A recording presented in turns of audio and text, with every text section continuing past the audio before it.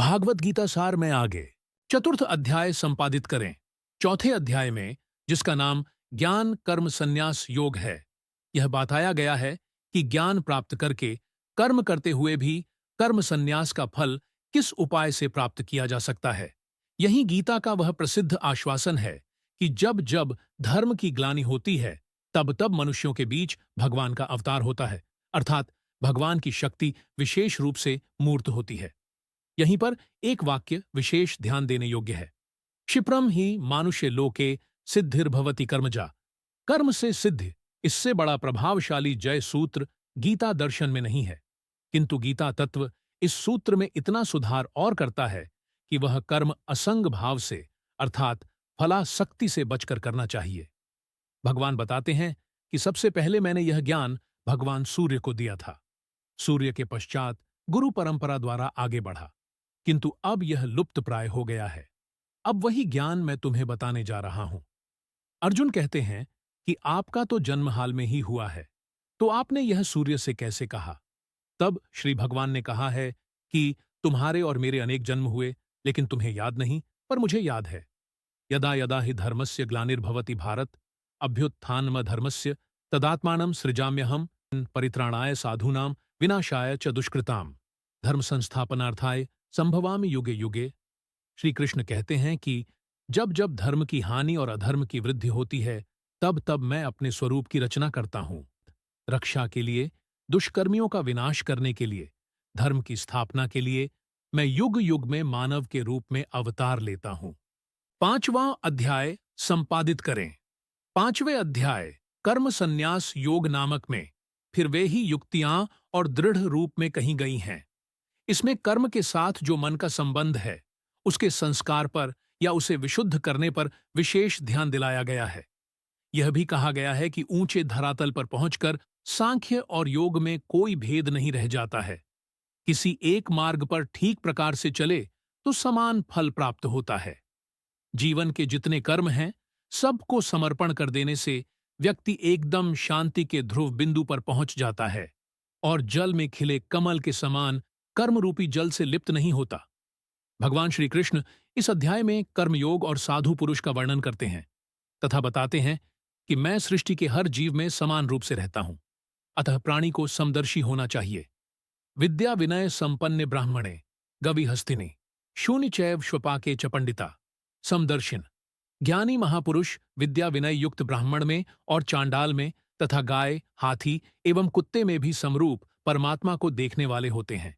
छठा अध्याय संपादित करें। छठा अध्याय आत्मसंयम योग है, जिसका विषय नाम से ही प्रकट है। जितने विषय हैं उन सब से इंद्रियों का संयम यही कर्म और ज्ञान का निचोड़ है। सुख में और दुख में मन की समान स्थिति, इसे ही योग कहते हैं। सातवां अध्याय संपादित करें। सातवें अध्याय की संज्ञा ज्ञान विज्ञान योग है। ये प्राचीन भारतीय दर्शन की दो परिभाषाएं हैं। उनमें भी विज्ञान शब्द वैदिक दृष्टि से बहुत ही महत्वपूर्ण था। सृष्टि के नानात्व का ज्ञान विज्ञान है और नानात्व से एकत्व की ओर प्रगति ज्ञान है। ये दोनों दृष्टियां मानव के लिए उचित हैं। इस प्रसंग में विज्ञान की दृष्टि से अपरा और परा प्रकृति के इन दो रूपों की जो सुनिश्चित व्याख्या यहां गीता ने दी है, वह अवश्य ध्यान देने योग्य है। अपरा प्रकृति में 8 तत्व हैं: पंचभूत, मन, बुद्धि और अहंकार। जिस अंड से मानव का जन्म होता है उसमें ये 8 रहते हैं, किंतु यह प्राकृत सर्ग है, अर्थात यह जड़ है। इसमें ईश्वर की चेष्टा के संपर्क से जो चेतना आती है उसे परा प्रकृति कहते हैं, वही जीव है। 8 तत्वों के साथ मिलकर जीवन नवाम तत्व हो जाता है। इस अध्याय में भगवान के अनेक रूपों का उल्लेख किया गया है, जिनका और विस्तार विभूति योग नामक 10वें अध्याय में आता है। यहीं विशेष भगवती दृष्टि का भी उल्लेख है, जिसका सूत्र वासुदेव सर्वमिति सब वसु या शरीरों में एक ही देवतत्व है, उसी की संज्ञा विष्णु है। किंतु लोक में अपनी अपनी रुचि के अनुसार अनेक नामों और रूपों में उसी एक देवतत्व की उपासना की जाती है। वे सब ठीक हैं, किंतु अच्छा यही है कि बुद्धिमान मनुष्य उस ब्रह्म तत्व को पहचाने जो अध्यात्म विद्या का सर्वोच्च शिखर है। पंचतत्व मन, बुद्धि भी मैं हूं।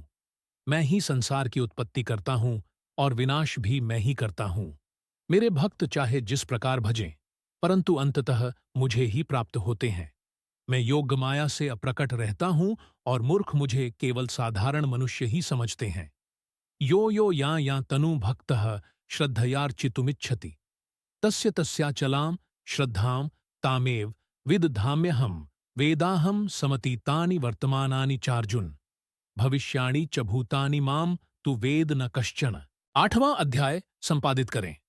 8वें अध्याय की संज्ञा अक्षर ब्रह्मयोग है। उपनिषदों में अक्षर विद्या का विस्तार हुआ। गीता में उस अक्षर विद्या का सार कह दिया गया है। अक्षर ब्रह्म परमम अर्थात परब्रह्म की संज्ञा अक्षर है। मनुष्य अर्थात जीव और शरीर की संयुक्त रचना का ही नाम अध्यात्म है। जीव संयुक्त भौतिक देह की संज्ञा अक्षर है और केवल शक्ति तत्व की संज्ञा आधिदैवक है। देह के भीतर जीव, ईश्वर तथा भूत, ये 3 शक्तियां मिलकर जिस प्रकार कार्य करती हैं उसे अधियज्ञ कहते हैं।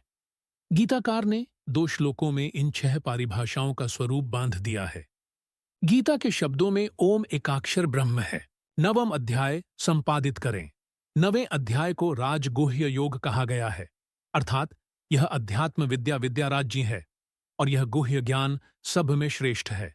राजा शब्द का एक अर्थ मन भी था, अतएव मन की दिव्य शक्तिमयों को किस प्रकार ब्रह्ममय बनाया जाए, इसकी युक्ति ही राजा विद्या है।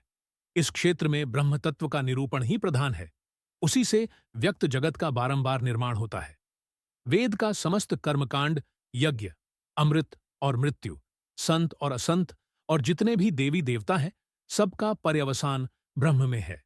लोक में जो अनेक प्रकार की देव पूजा प्रचलित है, वह भी अपने अपने स्थान में ठीक है। समन्वय की यह दृष्टि भागवत आचार्यों को मान्य थी। वस्तुतः यह उनकी बड़ी शक्ति थी।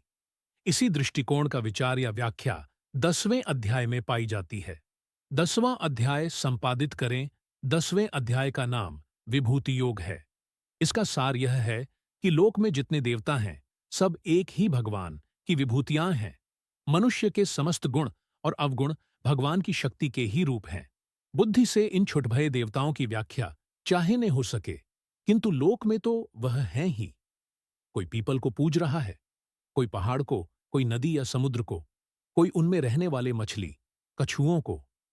यूं कितने देवता हैं, इसका कोई अंत नहीं। विश्व के इतिहास में देवताओं की यह भरमार सर्वत्र पाई जाती है।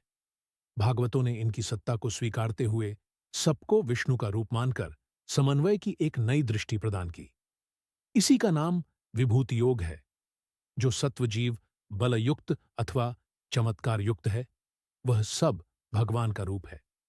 इतना मान लेने से चित्त निर्विरोध स्थिति में पहुंच जाता है।